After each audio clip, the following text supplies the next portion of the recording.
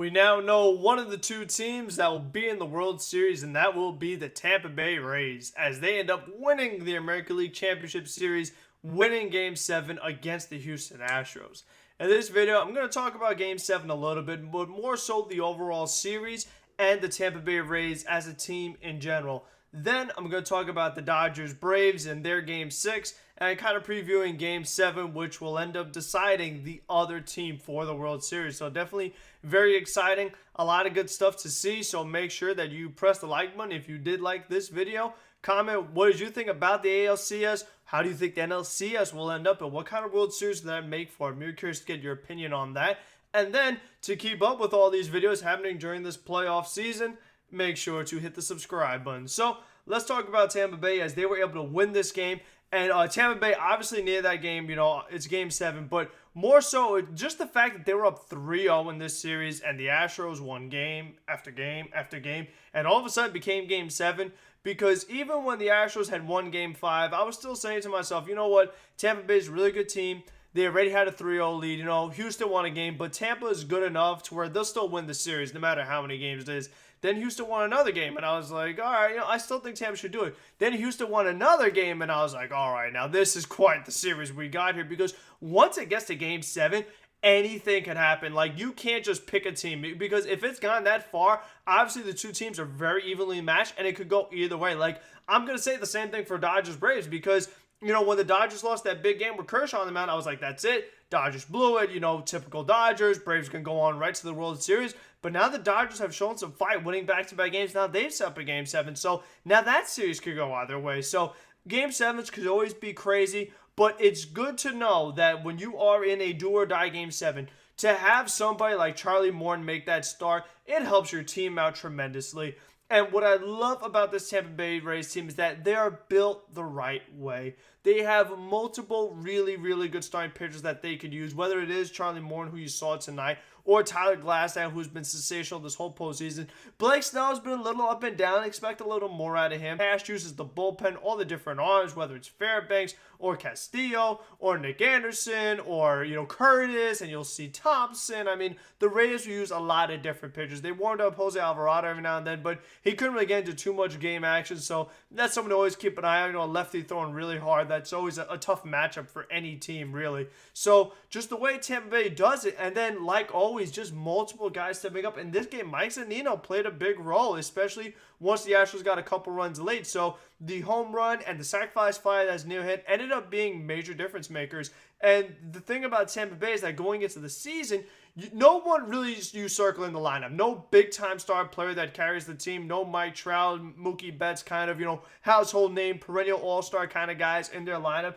But what they do have is a lot of nice pieces, and a guy who's probably well on his way to becoming a household name, a perennial all-star, somebody everybody knows. If they don't know him now, they obviously have not been watching this postseason, but Randy Arozarena, who won the American League Championship Series MVP, rightfully so, with all the home runs that he has hit this entire postseason, not just the American League Championship Series. So Tampa Bay, you know, nobody really stands out, but all of a sudden now Arozarena is really stepping up. Brandon Lau, he's still been a disappointment despite hitting a home run finally in the series. For the most part, after how much he was being talked about in the beginning of the season as a potential MVP candidate, I still would like to see more of him, especially in the World Series. Like, that's a really good time to step up. You know, that's the biggest game. So no better time to be good than there. And then you also have Austin Meadows, who's definitely a very nice young player. You know, every now and then he'll go yard. Ji-Man Choi is a solid player. You know, we talked about this before, but Kevin Kiermaier, Joey Wendell's, they were saying, oh my gosh, greatest defensive third baseman ever. Like, oh, the plays he's making. And he's making all the plays. He's definitely making a lot of nice plays. Don't get me wrong. You know, you have guys, Willie Adames.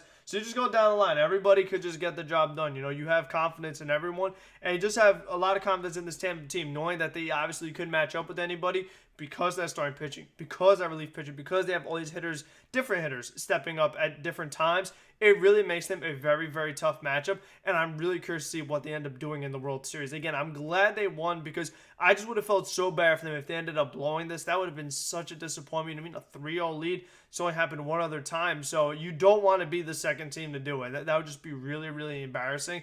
And Houston put up quite a fight. I think Dusty Baker deserves a lot of credit because obviously all the scrutiny that the Astros were under, and we knew this was going to be a tough year for them. Even though they didn't finish above 500, they still performed really well in the postseason. I think a lot of that goes to Dusty because he kept his guys composed, kept them focused, performing well. He had to make a lot of pitching moves. We saw that. I talked about that before in one of the earlier recaps, but the amount of pitching changes in these games where, you'll see a bullpen game, somebody like Garcia start for the Astros.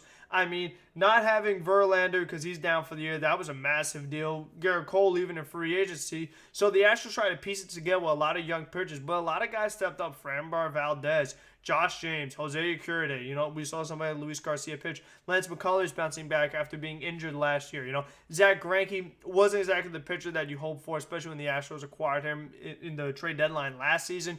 You would expect him to step up to be the ace with Verlander down and Cole gone. But that didn't happen. Greinke, he's starting to look like he is on the bit of the downtrend because he is getting older in his career. You can't be a great pitcher forever. So it is curious to see how Houston is going to go about this and what will they do to their team. George Springer is an expiring free agent. I don't think they'll be able to re-sign him. I think maybe a team like the Mets might give him a lot of money. I think George Springer has a good amount of value, especially because he performs very well in the postseason, like always. And he did that again this season. Plays a pretty good center field. He's out there just about every day. And he's just a really good player. Somebody you like to have on your team. He's not a guy who causes a lot of drama or any kind of problems or things like that. So I don't see why you wouldn't bring George Springer in if the price is right. Give him a 10-year contract, $300 million, $200 million, but you have to see what the market is before you make any decisions. Let's get to the Dodgers and Braves because they had a close game too, because that Astros-Rays game was 4-2 Rays. This game was 3-1 Dodgers, and the Dodgers getting all 3 runs in the first inning. And of course, big time shout out to Corey Seager, who was having a Randy Arozarena-like run in the National League, especially in this series. I mean, Corey Seager has 5 home runs in this series, and there's still one more game to be played. He is on another level right now. Corey Seager is finally living up to the Rookie of the Year that he had when he first started. Injuries and what have you, wasn't the same guy, but now it looks like we're finally seeing what the Dodgers saw in Corey Seager, this potential star, and he's definitely showing it, and that's really important, especially with somebody like Cody Bellinger, who we all thought was a top 5 player, who has had such a bad year, has not had a great postseason. To have somebody like Corey Seager step up and really provide very good protection and balance with Mookie Betts leading off, and Betts has been tremendous. He's made 2 massive plays in these past 2 games in the outfield. The running catch yesterday was huge against Marcell Ozuna. He picked it up right off the ground. And then today, robbing Marcell Ozuna, jumping up near the wall. I mean, I tweeted this, but Mookie Betts literally does everything. I think Mookie Betts is the second best player in baseball right behind Mike Trout because Betts hits for contact. He'll give you a good average. He'll hit for power. He'll get a ton of home runs. He draws his walks. You saw that in this game. He took his walk, and that was very impressive. He doesn't chase pitches. He puts the ball in play. He has a lot of speed. He had that big infield single a couple of games ago. He runs the bases really well. He can go first to third, second to home. He plays the outfield, obviously, extremely well. 2 big plays. He has a really good arm. We saw that in a game against the Diamondbacks during the regular season. Took the ball at the corner, gunned the guy out at third. So what can Mookie Betts do? He literally does every single thing you can want from a baseball player. There's not a single criticism you could have. And he's also a big-time team player. He's an energizer kind of player. When you have someone like him leading off, he just brings so much passion and so much energy. It really fires up the rest of the team. So Mookie Betts was worth every single penny that the Dodgers paid him. And it stinks that he couldn't get to free agency so that a team like the Mets could have scooped him up. And it's disappointing because I really, really would love to have him. He's outside of the Mets. He's my favorite player, outside the Mets in all of baseball. So because like I said, he literally does everything. He's a great guy, great player, doesn't give any problems in the clubhouse. So having him lead off with Corey Seager right behind him, you see Justin Turner stepping up a little bit in this series. That's definitely been big.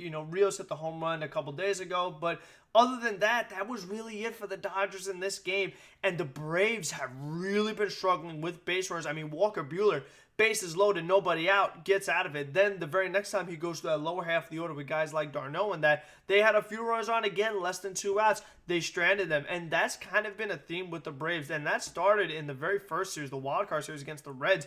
Those games going to extra innings. And as good as the Reds pitching is, Braves were hitting with runners on base. They were able to do it against the Marlins, but these past few games, Braves are struggling. Something like that can get in your head, and we saw that happen with the Mets, where Mets got on base a ton at the beginning of the season, but they stranded them. It became a big story. Everybody was talking about it. They start pressing, and you worry about that for a young team like Atlanta. Somebody like Ronald Acuna Jr., who, if you ask him, he thinks he's the greatest thing since sliced bread. As soon as Acuna does something big, he's the first one to tell you about it. But so far, 190 average in this series. So, I mean, if you want to be one of the best players in baseball, you got to be a little better than that. But he is still young. Somebody like Ozzie Albies, Dansby Swanson, Austin Riley has a 125 average. They're starting someone like Christian Pache. Who would have thought that he'd be starting? But with that big ballpark in Texas and that big center field, it makes sense to have somebody with his speed roaming around instead of a Nick Markakis, or somebody like Austin Riley. They have to slide him down to third base.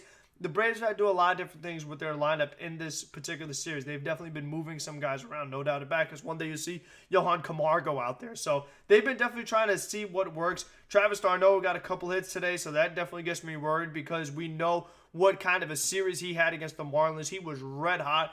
And if he gets hot again, I mean, the Braves are going to win Game 7. So you have to keep an eye out for that. Dansby Swanson had 3 hits in this game.